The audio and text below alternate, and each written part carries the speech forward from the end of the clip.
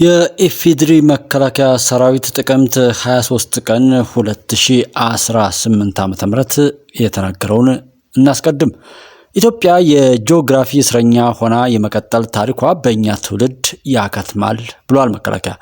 ኢትዮጵያን ከመልካም ምድር እስረኝነት እናላቀቃለን። በባንዳዎችና ታሪካዊ ጠላቶቻችን ጥምረት የኢትዮጵያ የማንሰራራት ጉዞ አይገታም። ባንዳ የሚሞትለት ጥቅም እንጂ የሚሞትለት ሀገር የለውም። ህዝባዊ ወገኝተኝነታችንና የዓላማ ጽናታችን የድላችን ምንጭ ነው የሚሉ መፈክሮችን አሰምቷል። የተከበራችሁ አድማጭ ተመልካቾቻችን ነገ ጥቅምት 24 ቀን ነው። ጥቅምት 24 2013 ዓ.ም በእብሪተኛውና ኢትዮጵያን ለማዋረድ በተቀጠረው የህወሓት ጽንፈኛና ባንዳ ቡድን በሰሜን እዝ ላይ በኢትዮጵያ መከላከያ ሰራዊት ላይ በጭካኔ የተሰራውን ግፍ ሁሉ መቼም ቢሆን የትም እንዳይደገም አድርገን የምናትምበት ያንን የመሰለ ግፍና ነውር የሚሰሩ ኃይላትን የትኛውም ዓለም ላይ ያ የረከሰ ስራቸው መልሶ እንዳይመጣ አድርጎ መዝጋትንና ነውረኞችን አጽድተን ሀገር ወዳድን አብዝተን ለሀገር ሲሉ ደግሞ ዋጋ የከፈሉ የመከላከያ ሰራዊት የሰሜን እዝ አባላትን የከፈሉትን ዋጋ ሁሉ ሳናባክን የምንጠብቅበት መታሰቢያ ነውና ህይወታቸውን ያጡ ሁሉ ነፍሳቸውን በአጸደ ገነት ያኑር። የኢትዮጵያ አምላክ ሌሎች ጀግኖችን መጣው የእነዚህን ወንድሞች ጀግንነት አስከብረው ህወሓትና መሰል ጽንፈኞችን ደግሞ አጽድተው ኢትዮጵያን የሚያስቀጥሉ መሆኑን እርግጠኛ ሊያደርግ የሚችል ነው የመከላከያ መፈክር። ሌላው ህወሓት በራያ አዘቦ ተኩስ ጀምሯል የሚል ወሬም አለ። የህወሓት ታጣቂዎች ራሱን የትግራይ ሰላም ኃይል ወይም ቲፒኤፍ ብሎ ከሚጠራው ቡድን ጋር በራያ አዘቦ አካባቢ ተኩስ መቅጠማቸው ተሰምቷል። በፈትለወርቅ ገብረ እግዚአብሔር ሞንጀሪኖ ይመራሉ የተባሉት ጀነራሎች ናቸው ተኩስ እንዲጀመር ያደረጉትም ተብሏል። ይህንን ባለፈው ጀነራል ምግባይ የሚባለው ሰው በባንዳነት የተከበረውን የጀነራልነት ማዕረግ ሁሉ አርክሶ በመከላከያ ላይ ሰሜን እዝ ላይ ያንን ቆሻሻ ነገር የፈጸመው አስፈጻሚ ኃይል በቅድስት ድንግል ቤተክርስቲያን አክሱም ጽዮን ፊት ለፊት ላይ ተቀምጦ የገዳይነትና የአውሬነት ባህሪውን በድፍረት ከህዝብ ጋር በጭብጨባ ታጅቦ መናገሩንና የፕሪቶሪያ ሰላም ስምምነት ብለው በድፍኑ ይጮሁለት የነበረውን ነገር እነሱ በአደባባይ መሻራቸውንም ከሻዕቢያና ከሌሎች ጽንፈኛ ቡድኖች ጋር አብሮ ኢትዮጵያን ለመውጋትና የኢትዮጵያን ህዝብ ሰላም ለመንሳት እንደሚሰራ ያወጀበት ነው። ስለዚህ ሀገር ናቂዎችን፣ ነውረኞችን የባንዳ ተልኮ ለማስፈጸም የሚንቀሳቀሱና ባዕዳንን አለቃ አድርገው የሚንቀሳቀሱትን ሁሉ የኢትዮጵያ ህዝብ በሀገሩ ላይ በአብሮነት በመቆም ሊያጸዳ ይገባል እንላለን።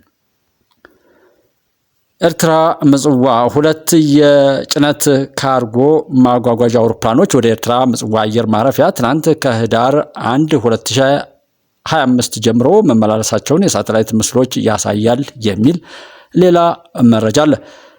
IL-76 TD የሚል የጭነት አውሮፕላን ከሌሎች ትንንሽ አውሮፕላኖች ጋር ምናልባትም C130H ከሚባል አነስተኛ ካርጎ ጋር ምጽዋ አርፈዋልም ተብሏል። ሁለቱ የዕቃ ማጓጓዣ አውሮፕላኖች ኢሳያስ አፈወርቂ ወደ ግብጽ ካቀኑበት ቀን ጀምሮ ለ2 ቀናት ያህል ከአየር ማረፊያው ጠፍተው የነበረ ሲሆን ትናንት በድጋሜ የተመለሱ ሲሆን ምናልባት የጦር መሳሪያ ጭነው እንደተመለሱም ተገምቷል ተብሏል። ወደ ሌላው መረጃ ስንሄድ በተለያዩ የአፍሪካ ሀገራት በበላይነት የተያዙ የማህበራዊ ሚዲያ መድረኮችን ስናይ አንደኛ ፌስቡክ በናይጄሪያ 51.2 ሚሊዮን ገዳማ ተጠቃሚዎች ያሉ ሲሆን ሁለተኛው ደግሞ ኢንስታግራም በግብጽ 12 ሚሊዮን ገዳማ ተጠቃሚዎች አሉትም ተብሏል። በሶስተኛነት ደረጃ ቲክቶክ ግብጽ 37 ሚሊዮን ገዳማ ተጠቃሚዎች እንዳሉ ሲገለጥ አራተኛ ዩቲዩብ ደቡብ አፍሪካ 25.1 ሚሊዮን ገዳማ ደንበኞች አሉትም የተባለ ሲሆን በአምስተኛ ትዊተር ወይም ኤክስ ገጽ ማለት ነው ግብጽ 5.84 ሚሊዮን ገዳማ ተጠቃሚዎች አሉት ተብሏል።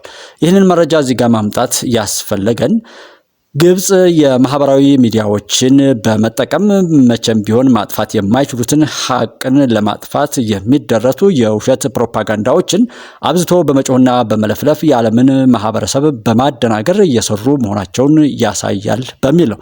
ኢንስታግራም ላይ ግብጽ 12 ሚሊዮን ገዳማ ተጠቃሚ ሲኖራት በቲክቶክ 37 ሚሊዮን ገዳማ እንዲሁም ደግሞ ትዊተር ወይም ኤክስ ገጽ ላይ 5.8 ሚሊዮን ገዳማ ተጠቃሚዎች ከ1 እስከ 5 በአፍሪካ ሶሻል ሚዲያዎችን እንዴት እንደሚጠቀሙ የሚያሳየውን ቁጥር ስናይ እኛ በዚች በማይገባ መልኩ እንኳን ብንጠቀም እርስ በርሳችን የሚያባላና የጥላትን አጀንዳ እያስፈጸምን የምንሄድበት ነገር ቆም ብሎ ሀገር እንደ ሀገር ለመስራት ህዝብን እንደ ህዝብ ለማጠናከርና የተፈጠሩ ክፍተቶችና ችግሮችንም ቢሆን ሞልቶ ለመሄድ የሚያስችል አጠቃቀም ላይ በጥንቃቄ እንጠቀምበት የሚል መልእክትም ማሳሰብ እፈልጋለሁ። እውነትን የሚያወጡ የሚናገሩ የሚዲያ ሰቦችን ከመፍጠር ጀምሮ እነሱን ማበረታታትና የእውነት ዓለም እንዲፈጠር ማድረግ ከምን ጊዜውም በላይ አንድ ሀገራችን ላይ የተሰራውን ደባ ሁሉ ካወቅን እሱን በማስተካከል አብረን ልንሰራ ይገባል። ጠላቶቻችን በዚህ ልክ ተናበው ጥፋትን ሲያራምዱና በእኛ ጉዳይ ላይ እኛን ሲያባሉ ከኖሩ እኛ ከዛ ወጥተን ራሳችንን ለመጠበቅና ሀገርን ለማስቀጠል ሲባል መደረግ ያለበትን ሁሉ ለማድረግ ዝግጁ እንሁን እላለሁ። ኤርትራ የኢትዮጵያን የባህር በር ፍላጎት ለመግታት ኃይሏን እያጠናከረች መሆኗም ተገልጿል። ኤርትራ የኢትዮጵያን የባህር በር ፍላጎት ለመግታት ነው የመከላከያ ኃይሏን በማጠናከርና ቀጠናዊ ተጽዕኖዎችን በመፍጠር ላይ መሆኗን የአገሪቱ ማስታወቂያ ሚኒስቴር ትናንት ለኤርትራውያን ሕዝብ በትግረኛ ባሰራጨው ጽሑፉ ላይ ያስታወቀው ያለችው ዋዜማ ናት። ተጽዕኖ ፈጣሪ ሀገራትና ዓለም አቀፍ ድርጅቶች የኢትዮጵያን አካሄድ እንዲያወግዙና ኢትዮጵያ ቀጠናዊ ግጭት ከመቀስቀስ እንድትቆጠብ ግፊት እንዲያደርጉ የጠየቀው ሚኒስትሩ ኤርትራ ከቀይ ባህር አዋሳኝ አገራት ጋር የሁለትዮሽ ትብብሯን ለማጠናከር ጥረት እያደረገች መሆኗንም ገልጧል። ሚኒስትሩ ኤርትራ ለኢትዮጵያ የባህር በር አልባነት ተጠያቂ እንዳልሆነች ሁሉ የኢትዮጵያን የባህር በር ህልምውን የማድረግ ግዴታም የለባትም ብሏል። የኢትዮጵያ መንግስት ኢትዮጵያ የጂኦፖለቲካ በደል እንደተፈጸመባትና የችግሮቿ ምንጭ የባህር በር አልባነት እንደሆነ በመስበክ ህዝቡ በቁጭት እንዲነሳሳ በመቀስቀስ ላይ ነው በማለትም ሚኒስትሩ መውቀሱን ዘገባው አመላክቷል። ይህንን ማለትና ይሄ ለዚህ ነው እንደዚህ ብሎ በኢትዮጵያ ፖለቲካ ላይ ገብቶ የኩሽ ዘር እንደዚህ የተባለ ስርዓተ መንግስትን በዘለፋና የሆኑ ፈሊጣዊ ንግግሮችን እየጠቀሱ ከመዋሸትና ከመዘላበድ እንዲሁም ጅራትን እየቆሉ ከግብጽ ጋር ሄዶ 5 ቀናት ማሻጠር ወይም ሸርን ወር ተንኮልን ከመነጋገር በላይ ጸረ ኢትዮጵያዊነት ወይም ጸረ እውነት የለምና እስኪ የኤርትራ ህዝብም ይናገር ይህንን የድርጊቱ ፈጻሚዎች ከሚናገሩ ሌላው ቦታ ላይም ህዝብ ይናገር። እስኪ ህዝብ ይናገር። በትግራይም በኤርትራም በሌሎችም ይህንን ታጋይነን የሚሉ ሰዎች ራሳቸው የፈጸሙትን በደል ሸፋፍነው በእነሱ በሚመቻቸው መልኩ የሚናገሩበት ወቅት ያብቃና ህዝብ ይናገር። እንዴት ያስፈልጋታል እንዴት እንደዚህ ሆነች ብሎ የኢትዮጵያን የፖለቲካ አጀንዳ በዚህ ልክ ከመናገር ይልቅ የባህር በሩ አግባብ ነው አይደለም የኔ ንብረት ነው የሚልና የዓለም አቀፍ የህግ ስምምነቶችን ወይም የጋራ ተጠቃሚነትን መሰረት ያደረገ ንግግር ማድረግ ተገቢ ነው። ጠቅላይ ሚኒስትሩ እንዳነሱት በካቢኔም ሆነ በተወካዮች ምክር ቤት የጸደቀ ምንም ነገር የለም። ሪፈረንደም ውሳኔም ላይ በቦታው ነበርን። አንዲት ብጣሽ ወረቀትም ያንን ነገር ሊያረጋግጥ የሚችል ነገር የለም ብሏል። ይህንን በሚመልስ መልኩ የኤርትራው የውጭ ጉዳይ ሚኒስትርም እውነትን ይዞ ከሆነና ያንን ማረጋገጥ የሚፈልግ ከሆነ ዙሪያ ጥምጥም ወይም አራውንድ ዘቡሽ ከመጓዝ ይልቅ በዚህ አንቀጽ መሰረት ወር በዚህ ስምምነት መሰረት ይሄው ቃለ ጉባኤው ወይም ይሄው ውሳኔው የሚል ታማኒነት ያለው የዓለም ማህበረሰብ ሊያምነው የሚችል አሰብን ብሎም ኤርትራን የተገነጠለበትና የአሰብ የኢትዮጵያን ንብረት የተወሰደበትን አግባብ ለዓለም አቀፉ ማህበረሰብ ማሳወቅ እንጂ እንቧከረዩ እያሉ ፈሊጣዊ ንግግሮች ላይ እንትን እያሉ እየተዘባበቱ መሄድ በጣም ነውረኝነትም አሳፋሪም ነገር ነው። እውነቱ ወደፊት የምናየው ሆኖ ሲያበቃ በዚህ ልክ መጮህም አስፈላጊ አይደለም። በቃ ያ ነገር የኢትዮጵያ ከሆነ የኢትዮጵያ ይሆናል። አሰብ የኢትዮጵያ ነው፣ የኢትዮጵያ ይሆናል። የማይሆን ከሆነ አይሆንም በሚለው ላይ እንነጋገራለን። እንደሚሆን ግን እርግጠኞች ነን። ከዚህ በላይ መሄድ አግባብነት የለውም ማለት እንፈልጋለን። በሀገራዊ ምክክር ጉባኤው ከ4000 በላይ ሰዎች ይሳተፋሉ ተባለ። በሀገራዊ ምክክር ጉባኤ ላይ ከ4000 በላይ ሰዎች የሚሳተፉ መሆኑ ነው ዛሬ በጋዜጣ ፕላስ የተገለጠው።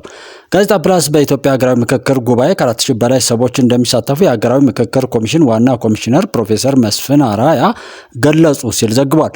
ኮሚሽነሩ ለአዲስ ዘመን ጋዜጣ እንደገለጹት ባለፉት ዓመታት 11 ክልሎች ላይ አጀንዳ የማሰባሰብ ስራም ተከናውኗል። በአሁኑ ወቅት ደግሞ በውጭ ሀገራት ከሚኖሩ ኢትዮጵያውያን ጋር በበይነ መረብና በገጽ ለገጽ አጀንዳ የማሰባሰቡ ስራ እየተካሄደ ይገኛልም ነው ያሉት።